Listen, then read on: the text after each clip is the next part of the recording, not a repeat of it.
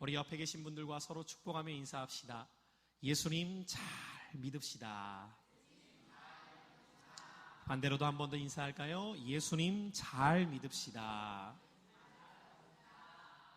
오늘 이 아침 교회를 다니는 신앙이 아니라 예수님을 정말 잘 믿는 여러분들의 신앙이 되시기를 주님의 이름으로 축원합니다. 오늘날 교회를 다니는 사람들은 참 많이 있지만 정말 예수님을 잘 믿는 사람을 만나기 힘든 시대입니다. 우리가 예수님을 잘 믿는 사람이 되기 위해서는 먼저 선행되어야 할 것은 내가 믿고자 하는 예수님이 누구신지를 바르게 아는 믿음이 있어야 한다는 것입니다. 단지 교회를 다닌다고 해서 예수님을 알 수 있는 것은 아니기 때문입니다. 그래서 저는 몇 주에 걸쳐서 여러분들과 함께 도대체 내가 믿고자 하는 그 예수님, 그분은 누구신지, 어떤 분이신지를 요한복음의 말씀을 중심으로 해서 함께 은혜를 나누고 있습니다. 오늘은 세 번째 시간으로 우리가 믿고자 하는 그 예수님이 어떤 분이신가를 함께 읽은 요한복음 9장의 말씀을 통해 이 아침 은혜를 나누고자 합니다. 지난 2시간에 걸쳐서 우리는 예수님이 어떤 분이신가? 첫째로 예수님은 같이 한번 따라해 보실까요? 나의 죄를 대신 짊어지신 분이십니다. 여러분, 이것을 우리가 정말 깨닫고 도저히 해결받을 수 없었던 그 죄의 문제 가운데 영원히 죽을 수밖에 없었던 우리들, 그 우리들의 죄를 대신 짊어지심으로 인하여 우리의 죄가 옮겨지고 그 죄 가운데 죽을 수밖에 없었던 우리들에게 생명을 주신 분이 예수님이신 줄로 믿습니다. 두 번째로 지난 시간에 우리 예수님은 어떤 분이신가? 한번 따라해 보실까요? 예수님은 생명의 떡이십니다. 오늘 사람은 육신의 떡으로만 살아가는 것이 아니라 영의 양식인 오늘 예수님이 우리 안에 계실 때에 우리는 구원받아 영원한 생명을 누리는 삶이 될 줄로 믿습니다. 그래서 성찬을 우리가 함께 떼며 나아가는 것은 예수의 죽음이 내 죽음이 되고 예수의 부활이 내 부활이 되어 그의 생명이 우리에게 부어지는 것, 그래서 우리는 생명의 떡이신 예수님을 내 안에 모시고 살아가는 것이라고 말씀을 나누었습니다. 오늘 세 번째로 그 예수님은 어떤 분이신가? 같이 한번 따라해 보실까요? 예수님은 세상의 빛이십니다. 오늘 그 예수님에 대해 함께 말씀을 통해 깨닫고자 합니다. 어떤 나이가 지긋하게 드신 아빠가 청년처럼 보이는 아들을 데리고 기차에 탔습니다. 둘이 함께 앉아서 기차를 타고 가는데 옆에는 다른 승객들이 타 있었죠. 그런데 이 아들이 기차를 타고 가면서 아빠를 향해서 이렇게 말하는 거예요. 아빠, 밖을 봐봐요. 밖을 봐봐요. 나무의 색깔이 다 달라요. 그러자 옆에 탄 승객이 좀 이상한 거예요. 아니, 나무의 색깔이 다 다른 게 뭐가 대단한 것처럼 저렇게 말하나? 그것도 다 큰 청년이. 잠시 후가 되자 또다시 청년이 아빠를 향해 말합니다. 아빠 봐봐요. 아빠 봐봐요. 구름이 우리를 따라오는 것 같아요. 3살, 4살짜리 아이가 이런 말을 하면 귀엽겠지만 20살이 훌쩍 넘어 보이는 청년이 이런 말을 하니까 뭔가 이상한 것처럼 보이는 거죠. 그러자 옆에 탄 승객이 그 아빠에게 이렇게 말합니다. 어르신, 자제분이 좀 이상한 것 같습니다. 병원을 한번 데려가 보셔야 될 것 같아요. 이렇게 말을 하자 그 지긋한 나이를 드신 아빠가 그 승객을 향해 이렇게 말합니다. 제 아이는 평생을 앞을 보지 못했습니다. 그러다가 이번에 수술을 받고 안구 이식을 받게 되면서 오늘 처음으로 세상을 볼 수 있는 것입니다. 이 이야기를 듣자 승객은 너무 부끄러웠어요. 이 아이에게 있어서는 그동안 한 번도 세상을 볼 수 없었고 밖을 볼 수 없었던 삶이었습니다. 그러다가 그에게 새로운 빛이 임하고 세상이 열리게 되자 모든 것이 감탄할 수밖에 없는 것으로 보이기 시작했던 것이죠. 사랑하는 성도 여러분들, 오늘 여러분들이 앞을 볼 수 있다는 것, 오늘 여러분들이 세상을 볼 수 있다는 것, 그것이 얼마나 여러분들에게 감격스러운 일인지 우리는 잊고 살아갈 때가 많이 있다는 것입니다. 성경의 처음인 창세기 1장을 보면 창세기 1장과 2절은 이렇게 기록하고 있습니다. 태초에 하나님이 천지를 창조하시니라. 이 세상에 아무것도 없었을 때에 하나님은 이 세상을 창조하셨다는 것이죠. 그런데 세상을 창조하시기에 앞서서 2절에 보니까 이 세상은 혼돈과 공허만이 존재했다고 기록하고 있습니다. 여기에서 공허와 혼돈이라는 단어를 히브리 원어에 보면 카오스라는 뜻을 기록하고 있는데, 이 카오스라는 뜻은 무질서라는 의미를 담고 있습니다. 한마디로 말해서 이 세상이 창조되기 전, 하나님의 그 창조의 손길이 닿기 전 이 세상은 온통 공허와 무질서함 가운데에 아무것도 이루어지지 않았던 세상이었다는 것입니다. 그런데 하나님께서는 이 세상을 창조하고자 하셨을 때 첫째 날 하나님의 창조의 손길 가운데 가장 먼저 하나님의 창조의 손길은 무엇을 통해 나타나느냐? 빛이 있으라. 주님의 창조의 가장 첫 번째 손길은 어디에 닿게 되셨느냐? 바로 빛을 창조하셨다는 것입니다. 사랑하는 성도 여러분들, 오늘도 우리가 앞을 볼 수 있다는 것, 우리가 마음껏 돌아다닐 수 있다는 것, 그것은 빛이 있기 때문입니다. 만약에 우리에게 빛이 사라지게 되는 순간 어둠이 찾아오게 되고, 어둠이 찾아오게 되는 순간 우리의 인생은 공허와 무질서 가운데에 혼돈에 빠질 수밖에 없는 것, 그것이 바로 우리의 인생입니다. 그래서 여러분들, 하나님께서 우리에게 인생 가운데 주신 가장 처음의 축복은 무엇이냐? 그것은 빛을 나와 여러분들의 인생 가운데 주신 것인 줄로 믿습니다. 오늘 그 빛이 우리의 삶에 주어질 수 있다는 것, 그것은 그 어떤 것보다도 복된 삶임을 우리가 이 아침 깨달을 수 있어야 할 줄로 믿습니다. 빛이 없는 인생, 상상만 해도 불행한 인생입니다.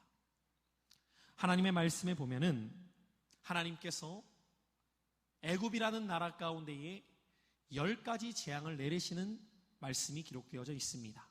하나님의 백성을 그 애굽에서 구원하시기 전에 그들 가운데에 10가지 재앙을 내리시게 될 때에 그 재앙 가운데 한 가지가 무엇이었느냐? 바로 그들에게 있었던 빛을 거두어 가시는 것이었습니다. 9번째 재앙이었던 이 흑암의 재앙이 그들 가운데 임하게 되었을 때 어떤 일이 그들에게 나타나게 되었는가? 출애굽기 10장 22절 이하의 말씀을 우리 앞을 보시고 같이 함께 읽어보도록 합니다. 시작. 모세가 하늘을 향하여 손을 내밀매 캄캄한 흑암이 3일 동안 애굽 온 땅에 있어서 그동안은 사람들이 서로 볼 수 없으며 자기 처소에서 일어나는 자가 없으되 온 이스라엘 자손들이 거주하는 곳에는 빛이 있었더라. 아멘. 여러분, 오늘 이 말씀에 보면 하나님께서 이스라엘 민족을 구원하시기 위해 애굽에 내렸던 재앙 가운데 한 가지가 흑암이라는 재앙이었습니다. 빛을 거두어 가신 거예요. 그런데 여러분들, 불과 단 3일만 이와 같은 일을 행했음에도 불구하고 어떤 일이 그들 가운데 나타나게 되었는가? 단 한 사람도 그들의 처소에서 일어날 수가 없었다는 것입니다. 여러분, 한번 생각해 보십시오. 만약에 오늘 여러분들 가운데 3일을 볼 수 없다, 그 이후에는 볼 수 있다 할지라도 상상만 해도 내 삶이 어떻게 될지 가늠조차 되지 않는 것, 그것이 우리의 인생이라는 거예요. 다른 모든 것들이 그대로 존재해도 빛 하나만 사라져도 아무것도 할 수 없는 것, 그것이 바로 우리의 인생이라는 것입니다. 오늘 그들은 3일밖에 빛이 없었음에도 불구하고 그 누구도 처소에서 일어나지 없을 만큼, 돌아다니지 못할 만큼 그들의 삶의 모든 것이 스탑되었다는 것입니다. 그러나 놀라운 것은 이어지는 말씀에 보니까 이스라엘 자손들이 거주하는 그 곳에는 빛이 있었더라. 오늘 우리는 이 말씀을 통해 하나님께서 우리에게 주시는 중요한 교훈이 있습니다. 그것은 하나님을 모시고 살아가는 백성들, 주님을 모시고 살아가는 백성들의 인생은 어떤 인생이냐? 한마디로 주님을 모시고 살아가는 인생은 빛이 그들의 인생 가운데 임하게 된다는 것입니다. 여러분, 우리의 육신으로 바라보는 눈 하나도 빛을 잃어버리게 되면 아무것도 볼 수 없고, 아무것도 볼 수 없게 되는 순간부터 아무것도 행할 수 없는 인생이 됩니다. 그렇다면 여러분들, 우리의 육신의 눈만 빛이 중요한 것일까요? 하나님은 우리를 창조하시며 인간을 지으실 때에 육과 영을 지으셨다고 말씀하십니다. 우리의 육신의 눈만 빛이 중요한 것이 아니라 우리의 영혼이 빛을 잃어버리게 되는 순간 우리는 아무것도 영적으로 볼 수 없으며 아무것도 영적으로 행할 수 없는 존재가 바로 우리라는 것입니다. 그래서 하나님께서는 오늘도 우리에게 이렇게 말씀하십니다. 내가 너희들의 빛이 되어주겠다. 내가 너희들의 빛이 되어주겠다. 오늘 이것을 우리에게 가르쳐 주시기를 원하신다는 것입니다. 그래서 예수님께서 이 땅 가운데 오신 목적이 무엇인지를 오늘 우리가 함께 읽은 본문 말씀 9절은 이렇게 기록하고 있습니다. 예수님은 누구십니까? 그분은 어떤 분으로 이 땅 가운데 오셨습니까? 우리 본문의 말씀 5절, 9장 5절의 말씀을 함께 앞을 보시고 한 목소리를 읽어봅니다. 시작. 내가 세상에 있는 동안에는 세상의 빛이로다. 할렐루야. 우리 주님은 어떤 분이라고 말씀하고 계십니까? 따라해 보시겠습니다. 주님은 세상의 빛이십니다. 오늘 이 아침 예수님이 어떤 분이신가를 우리는 깨달아야 할 줄로 믿습니다. 내가 믿는 예수님, 그분 어떤 분이십니까? 내가 따르는 예수님, 그분 어떤 분이십니까? 성경은 그분을 향해 이렇게 말씀하고 있습니다. 주님은 세상의 빛이십니다. 육신의 눈만 보지 못하는 것이 불행한 것이 아니라 더 큰 불행이 있다는 것입니다. 육신은 길어야 70년, 80년이지만 우리의 영혼은 영원하다고 성경은 말씀하고 있습니다. 그러나 만약에 우리의 영혼이 빛을 잃어버리게 되는 순간, 우리의 영혼이 앞을 볼 수 없으며 우리의 영혼이 앞을 볼 수 없는 순간 우리는 아무것도 행할 수 없는 자들이 될 수밖에 없다는 거예요. 오늘 우리가 함께 읽은 요한복음 9장에 보면은 태어날 때부터 앞을 볼 수 없는 한 소경이 등장합니다. 우리 1절의 말씀 함께 읽어보겠습니다. 시작. 예수께서 길을 가실 때에 날 때부터 맹인된 사람을 보신지라. 오늘 이 말씀에서 우리가 주목해야 되는 부분이 있습니다. 그것은 이 소경은 날 때부터, 태어나는 그때부터 앞을 볼 수 없었던 사람이었다는 것입니다. 여러분, 오늘 이 말씀은 왜 우리에게 기록되어 있는 것일까요? 날 때부터 보지 못하는 이 사람을 우리는 왜 주목해야 하는 것일까요? 우리는 오늘 앞을 볼 수 있는데 이 사람과 우리는 아무런 관계가 없는데 왜 우리는 이 사람에게 주목해야 하는 것일까? 오늘 이 말씀이 기록되어져 있는 것은 이 사람 한 사람의 문제가 아니라 오늘 이 세상을 살아가는 우리 모두에게 주시고자 하는 주님의 깨달음이 담겨있기 때문이에요. 그것은 어떤 깨달음이냐? 날 때부터 보지 못하는 이 사람 얼마나 불행하겠니? 얼마나 답답하겠니? 얼마나 괴롭겠니? 그러나 이 사람의 문제만이 아니라 우리 모두가 다 영적으로 날 때부터 소경된 자임을 오늘 성경은 우리에게 가르쳐 주기를 원한다는 것입니다. 육신의 맹인만 불행한 것이 아니라 태어날 때부터 영적으로 앞을 보지 못하는 영적인 소경이 이 세상에 가득 차 있다는 것입니다. 그래서 주님이 이 땅 가운데 오신 목적은 날 때부터 앞을 보지 못하는 사람들에게 빛이 되어주시기 위해 이 세상에 오셨다는 것입니다. 사랑하는 성도 여러분들, 오늘 이 아침에도 이곳에 우리는 모여서 함께 하나님 앞에 예배를 드립니다. 그러나 함께 예배를 드리는 이 가운데 단 두 종류의 사람으로 나눌 수 있습니다. 한 종류의 사람은 영적 소경으로 태어났지만 빛 되신 주님을 인생의 모심으로 앞을 보게 된 사람들. 그런가 하면 여전히 교회는 다니고 있지만 아직까지도 빛 되신 주님을 내 인생에 모시지 못해서 영적 소경 그대로의 모습 가운데에 보지도 못하고 알지도 못하는 사람이 이 가운데 있다는 것입니다. 저는 오늘 이 아침 여러분들에게 묻고자 합니다. 여러분들은 예수님을 보셨습니까? 여러분들은 천국을 보셨습니까? 여러분들은 영생의 기쁨을 보셨습니까? 만약에 내가 이것을 경험하고 보지 못했다면 나는 아직도 영적인 소경이라는 거예요. 어느 날 성경의 말씀에 대해 누구보다 많이 안다고 자부하는 니고데모라는 사람이 한밤중에 예수님을 찾아옵니다. 그는 성경에 대해 누구보다 많이 지식적으로 알고 있었던 사람이었어요. 그러나 그는 영생을 알지 못했고 하나님 나라를 보지 못했던 사람이었습니다. 무슨 말입니까? 지식적인 것이 영적인 소경에서 탈출시켜 줄 수는 없다는 것입니다. 여러분, 저는 오늘 이 아침에도 여러분들 주님의 이름으로 소망하고 축복하는 것은 머리로 하는 신앙이 아니라 정말 주님을 여러분들 인격적으로 만남으로 영적인 소경에서 눈이 띄어지는 인생이 되시기를 축복합니다. 이 니고데모가 주님을 찾아왔어요. 그때 주님은 이 니고데모를 향해서 이렇게 말씀하셨어요. 요한복음 3장 3절의 말씀, 우리 앞을 보시며 함께 읽어봅니다. 시작.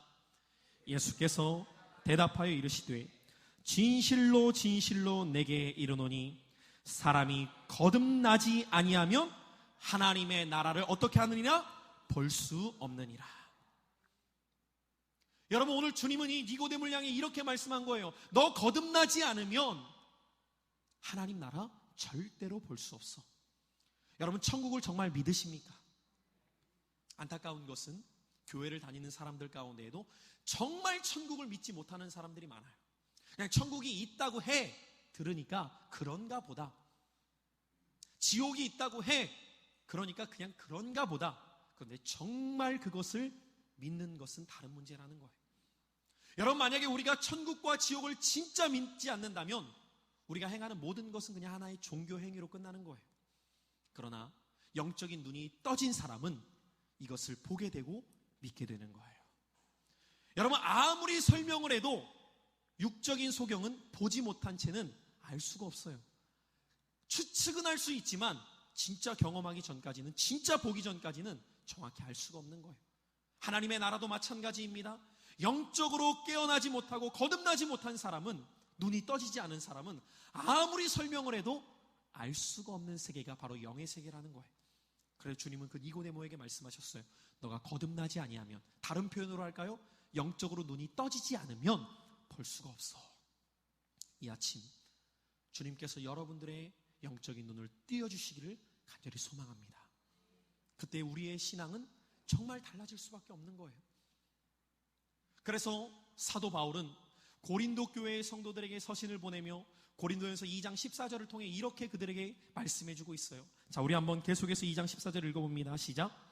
육에 속한 사람은 하나님의 성령의 일들을 받지 아니하나니 이는 그것들이 그들에게 어리석게 보이며 또 그는 그것들을 알 수도 없나니 그러한 일은 영적으로 분별되기 때문이라. 여러분, 똑같이 하나님의 말씀을 지금 들어요. 그런데 영적인 눈이 떠진 사람은 이 말씀이 깨달아지고 가치 있게 여겨지고 이 말씀을 붙들고 살아가게 돼요. 왜냐? 영적인 눈이 뜨여졌기 때문이에요. 그러나 영적인 눈이 뜨여지지 않고 거듭나지 않은 사람은 하나님의 말씀을 들어도 그게 어리석게 여겨질 뿐이에요. 왜요? 여러분, 하나님의 말씀을 들어도 그것이 영적으로 깨달아지지 않기 때문에 무의미하게 여겨지는 거예요. 그냥 당장 눈에 보이는 먹을 것, 마실 것, 입을 것, 살아갈 것만 생각이 들지 하나님의 나라와 영생과 구원과 영원한 소망에 대해서는 아무런 관심이 없는 거예요. 왜냐? 영적으로 눈이 떠지지 않았기 때문이에요. 그래서 여러분들, 교회를 다니는 것이 중요한 것이 아니라 정말 예수님을 만나고 예수님을 경험하게 되면 영적인 눈이 띄어짐으로 말미암아 예수님을 잘 믿을 수밖에 없는 거예요. 다시 한번 여러분 강조해요. 예수님 잘 믿으시길 바라요. 그러려면 예수님이 어떤 분이신가를 알고 그분을 만나야 돼요. 평생을 교회를 왔다 갔다 해도 영적인 눈이 뜨여지지 않으면 하나님 나라와 영생과 구원과 그 기쁨은 나랑은 아무 상관없는 어리석은 소리로밖에 들릴 수가 없기 때문입니다. 저는 오늘 이 아침 여러분들의 영적인 눈이 띄어질 수 있기를 바라요. 그러면 여러분들, 우리가 영적인 눈이 띄어지기 위해서는 빛 대신 주님을 내 인생 가운데 모셔야 할 줄 믿습니다. 여러분, 우리는 스스로가 빛이 될 수 없기 때문입니다. 그래서 성경은 어둠에 속해 있는 우리들을 위해 빛 되신 주님이 찾아오셨다는 것입니다. 오늘 본문의 말씀 4절은 그것을 우리에게 교훈하고 있습니다. 우리 4절의 말씀 함께 읽어봅니다. 시작. 때가 아직 낮음에 나를 보내신 이의 일을 우리가 하여야 하리라. 밤이 오리니 그때는 아무도 일할 수 없느니라. 여러분, 이 말씀에 귀 기울이셔야 됩니다. 주님이 이렇게 말씀하고 계시는 거예요. 내가 이곳에 온 것은 나를 보내신 이의 일을 우리가 하여야 하기 때문이다. 나를 보내신 이의 일은 무엇이냐? 영적으로 흑암에 잠겨 있어서 소경 가운데 앞을 볼 수 없는 우리들에게 그분이 빛이 되어주심으로 말미암아 영원한 소망을 알고 영생의 기쁨을 누리며 구원을 누리며 하나님 나라를 볼 수 있게 하도록 주님 이곳에 오신 줄로 믿습니다. 그런데 여러분들, 오늘 이 말씀에 보니까 주님은 이렇게 말씀하시는 거예요. 때가 아직 낮임에. 여러분, 낮의 특징은 무엇입니까? 빛이 있다는 것이죠. 볼 수 있는 기회가 있다는 것이죠. 그러나 밤이 되면 아무리 보고 싶어도 어둠 속에서는 볼 수 없다는 것입니다. 무슨 말씀입니까? 우리가 우리의 인생 가운데 빛 되신 주님을 모실 수 있는 기회가 놓여 있다는 거예요. 반대로 말하자면 이 기회는 언제까지나 주어지는 것이 아니라는 거예요. 아직은 때가 낮이라는 것입니다. 여러분, 오늘날 우리가 지금 살아가고 있는 이 시대는 어떤 시대냐? 주님을 우리의 삶에 모실 수 있는 복음 시대요, 은혜 시대인 줄 믿습니다.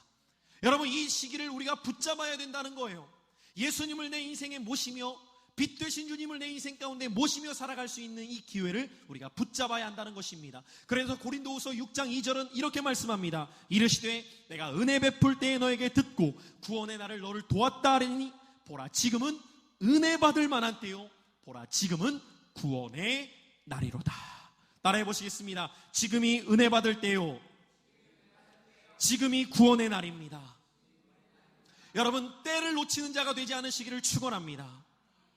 사람들의 가장 큰 어리석음은 무엇이냐? 내게 주어진 때를 놓친다는 것입니다. 전도자였던 지혜의 왕 솔로몬은 전도서 3장에서 고백하기를 모든 것에는 때가 있다는 거예요. 심을 때가 있으며 거둘 때가 있고 날 때가 있으며 죽을 때가 있으며 갈 때가 있고 멈출 때가 있다는 거예요. 여러분, 오늘 여러분들의 인생의 때가 주어졌을 때에 그 때를 놓치지 않는 삶이 되시기를 축복합니다. 이 자리에 있는 젊은이들, 여러분들은 지금 심을 때예요. 여러분들은 지금 준비할 때입니다. 그러나 여기 있는 어르신들, 여러분들은 준비할 때가 아니에요. 이제 내 인생을 마무리할 때이며 저 영원한 나라에 갈 준비를 할 때인 거예요. 모든 것에는 때가 있어요. 청소년에게는 청소년의 때, 청년에게는 청년의 때, 장년에게는 장년의 때, 노년에게는 노년의 때가 있다는 거예요. 이것을 깨닫지 못하는 어리석은 인생은 자기의 인생을 낭비하게 되는 거예요.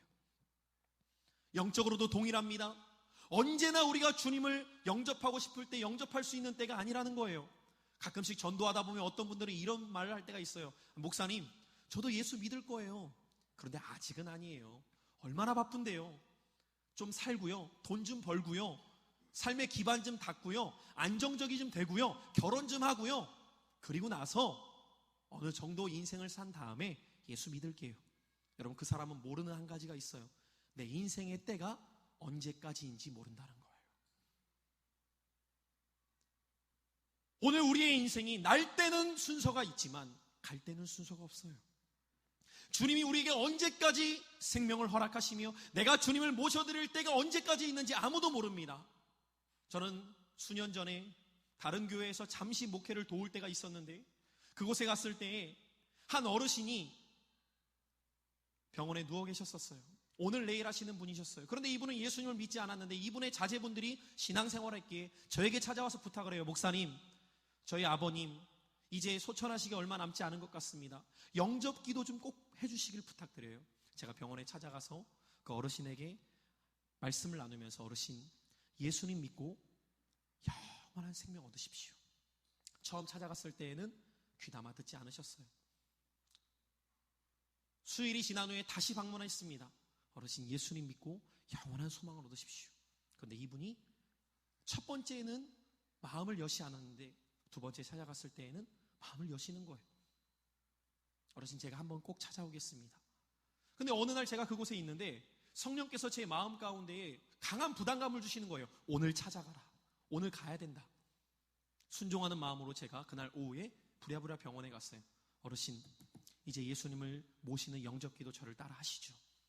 감사하게 그분이 함께 고백해서 주님을 영접하셨어요. 저는 그날 밤에 깜짝 놀랐어요. 그날 밤 11시 누우려고 침대에 누웠는데 전화가 한 통 온 거예요. 목사님, 아버님 돌아가셨습니다. 얼마나 소름이 끼치든지 내가 만약에 그때의 주의 음성에 순종하지 않고 가서 영접기도 하지 않았다면 어떻게 됐을까? 사랑하는 성도 여러분들, 모든 것엔 때가 있어요. 오늘 이 아침 여러분들이 주의 성전으로 발걸음을 인도하신 것도 하나님의 때가 있기 때문인 줄 믿으시길 바랍니다. 우리에게 삶에 이뤄지는 모든 것들은 우연이 아니라는 것입니다. 오늘 여러분들이 이곳까지 온 것도 주님의 계획하심과 빛 되신 주님을 모실 수 있도록 그분이 은혜 받을 때요 구원의 날이기에 이곳으로 불러주신 것을 깨닫고 그 빛 되신 주님을 여러분들의 삶에 모시기를 주님의 이름으로 축원합니다. 그래서 이사야서 9장 2절은 오늘 우리에게 이렇게 고백하고 있어요. 왜 주님이 이 땅 가운데 오셨느냐? 함께 읽어봅니다. 시작. 흑암에 행하던 백성이 큰 빛을 보고 사망의 그늘진 땅에 거주하던 자에게 빛이 비치도다. 할렐루야. 오늘 우리의 인생이 어떠한가를 이렇게 말합니다. 우리 모두가 다 흑암에 행하던 백성이었다는 거예요. 여러분, 흑암에 있는 사람에게 나타나는 인생의 특징이 무엇입니까? 앞이 보이지 않는다는 거예요. 오늘날 이 땅을 살아가고 있는 수많은 사람들이 고백하는 것들을 들어봅니다. 내일이 보이지 않는다는 거예요. 맞습니다, 여러분들. 그러나 그것이 경제적으로, 사회적으로, 교육적으로 내 삶의 어려움으로 고백하는 것만이 아니라 주님이 없는 인생은 아무리 이 땅에서 모든 것을 누린다 하여도 그에게는 내일에 대한 소망이 보이지 않기 때문에 흑암에 거부할 수밖에 없다는 거예요. 여러분, 이번 주에도 매스컴을 통해 많은 사람들이 깜짝 놀라는 사건이 터졌죠. 저 롯데라는 거대한 회사의 2인자가 스스로 목숨을 끊는 사건이 일어났어요. 여러분, 이것이 상상이 되십니까? 심지어 그가 목숨을 끊기 직전에 신형 에쿠스를 뽑아서 모텔로 가서 죽더라고요. 뭐로 죽을 사람이 그런 일들까지 행했는지 모르겠지만 최고급 자동차를 타고 가서 행했던 일이라는 것은 자기 목숨을 끊은 거예요. 누군가는 그 자동차를 타기 위해 평생을 살아가고 노력해요. 근데 누군가는 그것을 누렸지만 스스로가 목숨을 끊었다고요. 여러분, 어떻게 이해할 수 있겠습니까? 그가 돈이 없었어요? 그가 명예가 없었습니까? 자신의 삶에 찾아온 죄의 문제와 자신에게 해결되지 않는 그 두려움 속에서 소망을 잃어버렸을 때 그는 스스로 생을 마감한 거예요. 도대체 우리는 이것을 통해 무엇을 알아야 됩니까?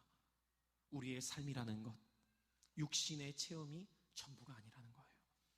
사랑하는 자여, 내가 오늘 밤 내 영혼을 도로 찾으리니 너에게 있는 것이 무엇이 되겠느냐? 오늘 우리가 가진 모든 것들, 그것이 아무리 세상 사람들이 부러워하는 것이라 할지라도 오늘 내 영혼 주님 부르시면 모든 것 내려놓고 가는 것이 우리의 인생이라는 거예요. 그러나 빛 대신 주님 우리의 인생 가운데 찾아오면 흑암에 있었던 우리들 빛 가운데 거할 줄 믿습니다. 그런데 오늘 이 2절 하반절에 보니까 빛의 특징이 무엇인지를 이렇게 말합니다. 사망의 그늘진 땅에 거주하던 자에게 빛이 비쳤도다. 흑암과 사망은 동일하다는 것입니다. 여러분, 결국 어둠에 속한 자는 사망의 그늘에 놓여 있다는 거예요.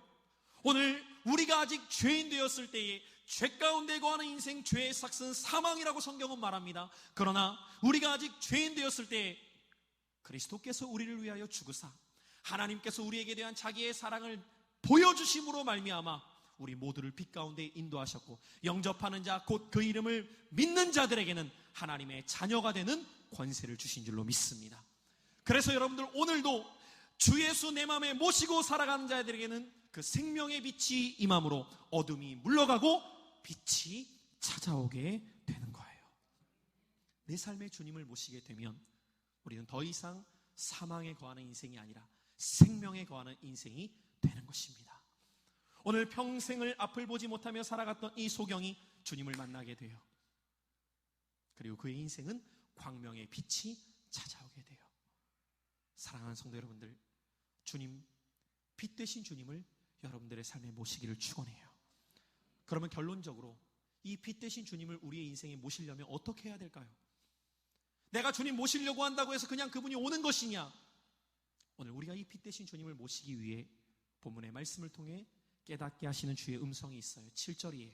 이 빛 되신 주님을 우리가 모신다는 거, 어떻게 모실 수 있느냐? 함께 7절을 읽어봅니다. 시작. 이르시되 실로암 못에 가서 씻으라 하시니, 실로암은 번역하면 보냄을 받았다는 뜻이라. 이에 가서 씻고 밝은 눈으로 왔더라. 할렐루야. 따라해 봅시다. 빛 되신 주님을 모시려면 그분의 말씀을 듣고 순종해야 합니다. 믿으십니까? 오늘도 이 아침 여러분들, 우리가 빛 되신 주님을 모실 수 있는 길은 그분이 내게 하시는 그 말씀을 내가 듣고 그 들은 말씀을 순종하게 될 때 주님 여러분들의 삶에 찾아오심으로 어둠을 물러가게 하시고 생명의 빛으로 임하실 줄로 믿습니다. 오늘 이 말씀에 보면 여러분들, 주님 그 소경에게 진흙을 이기사 눈에 바르셔요. 그런데 여러분들, 능력이 크신 주님께서는 그런 행위를 하지 않으셔도 말씀만으로도 그의 눈을 띄울 수 있으셨던 분이에요. 말씀만으로도 죽은 자를 일으키셨던 그분이 소경의 눈 하나 띄우시지 못할 분이 아니셨어요. 그런데 주님은 진흙을 이겨 그의 눈에 바르신 다음에 그에게 명하시는 것이 있었어요. 가서 실로와 못에서 너의 눈을 씻어라. 여러분, 왜 주님께서는 그에게 이렇게 명령하셨던 것일까요? 주님은 그의 순종하는 태도를 보기를 원하셨던 거예요. 오늘날 많은 이들이 교회를 다닙니다. 말씀을 듣습니다. 그러나 그들은 들은 말씀에 대해 삶의 순종을 행하려고 하는 자들이 많지 않다는 거예요. 오늘 이 소경은 간절함이 있었어요. 주님, 나도 앞을 보기를 원합니다. 이 어둠 속에서, 이 사망의 그늘에서 나를 건져내 주시옵소서. 주님은 그에게 말씀하셨어요. 실로와 못에 가서 씻으라. 그는 이유를 달지 않았어요. 여러분, 그가 의문이 들지 않았을까요? 분명히 의문이 들었을 거예요. 아니, 도대체 그 실로와 못을 왜 가라고 하셨을까? 아니, 그리고 내가 지금까지 얼굴을 씻지 않고 살았던 사람이 아닐 텐데, 나도 세수를 했고 나도 그 실로암 못에서도 씻어본 적이 있었을 텐데 왜 그곳에 가서 내게 씻으라고 명하시나? 의문이 들었을지도 모릅니다. 이해가 되지 않았을지도 모릅니다. 그러나 그는 주의 말씀에 순종했어요. 그리고 그가 가서 실로암 못에서 눈을 씻자 성경은 기록하기를 씻고 밝은 눈으로 왔더라. 사랑하는 성도 여러분들, 주의 말씀은 내 인생 가운데 순종함을 통해서 기적을 맛보게 될 줄로 믿습니다. 내가 이해가 되지 않아도, 내가 받아들일 수 없어도 주님의 말씀이기에 우선 내가 순종해 보겠습니다라고 하는 그 자의 중심을 통해 주님 일하시기 시작하는 거예요. 민수기 21장에 보면은 이스라엘 백성들이 원망과 불평을 일삼을 때 하나님께서는 그들에게 불뱀을 보내 물려 죽게 만드십니다. 그날 수많은 사람들이 불뱀에 물려 죽게 되었을 때 그들이 모세에게 말합니다. 모세여, 우리가 잘못했습니다. 하나님께 기도해 주셔서 우리의 이 상황을 고쳐주십시오. 그때 모세가 그들을 대신하여 하나님 앞에 중보의 기도를 할 때 하나님은 모세에게 말씀하십니다. 장대를 가지고 거기에다가 놋뱀을 매달고 세워라. 누구든지 그 놋뱀을 쳐다보는 자마다 고침 받을 것이다. 여러분, 능력이 크신 하나님께서는 그렇게 행하시지 않아도 말씀만으로 그들을 나을게 하실 수 있었어요. 그러나 왜 이런 일들을 행하시게 하셨느냐? 그들의 순종을 달아보셨던 거예요. 그들 가운데 두 부류로 나뉘게 돼요. 아니, 지금 아파 죽겠는데 무슨 놋뱀을 쳐다보라고 하는 거야. 불순종했던 자들은 다 죽게 되었어요. 그러나 이해가 되지 않아도, 받아들일 수 없어도 주의 말씀이기에 순종하며 쳐다본 모든 자들은 그들의 봉이 깨끗하게 고침받게 된 줄 믿습니다. 오늘 주님은 저와 여러분들에게 물으십니다. 너가 정말 빛 되신 나를 너의 인생에 모시기를 원한다면 나의 말씀에 순종해 볼 수 있겠니? 주님은 순종이 제사보다 낫다고 말씀하셨고, 하나같이 주의 말씀에 상식으로 이해가 되지 않아도 초월적으로 역사하시는 주의 말씀을 순종하는 자들 가운데 그분의 기적과 표적을 나타내신 것을 보게 됩니다. 오늘도 여러분, 이 아침 주님은 우리에게 물으십니다. 정말 빛 되신 나를 너의 인생 가운데 모시기 원한다면 내 말씀에 순종해 보겠니? 주의 말씀 의지하여 밤이 맞도록 물고기 한 마리 잡지 못했지만 베드로가 순종하여 그물을 던질 때에 풍어의 기적을 맛봤고, 문둥병으로 죽어가던 나아만이 이해가 되지 않았지만 주의 음성에 순종하여 그 요단강에 7번 들어갔다 나올 때 병고침을 받았던 것처럼 오늘도 이 아침 주의 말씀에 순종하고자 하는 결단 가운데 믿음으로 행하는 자들 가운데 주님 찾아오심으로 여러분들의 흑암에 있었던 인생을 빛으로 인도하실 줄 믿습니다. 오늘 이 아침 저는 말씀을 정리하면서 사랑하는 성도 여러분들, 오늘 우리가 믿고자 하는 예수님은 누구십니까? 그분은 영적인 소경 가운데에 흑암에 속해 평생을 사망의 그늘진 곳에 있다가 영원히 죽을 수밖에 없는 우리들을 위해서 빛 되신 분으로 이 세상에 오신 분이십니다. 그리고 그분은 오늘 이 아침 우리에게 이렇게 말씀하십니다. 나는 세상의 빛이라. 낮 동안에 내가 있음에 나를 모시는 그의 인생은 빛이 찾아오므로 사망의 그늘이 거두어지고 영원한 생명의 빛이 그의 인생에 찾아오므로 그의 영혼이 잘됨같이 범사가 잘되게 하시는 주님의 은혜가 여러분들의 삶에 임하게 될 줄로 믿습니다. 이 시간 다 같이 한번 잠시 두 눈을 감으시고 오늘 들은 말씀을 묵상해 보시기를 바랍니다.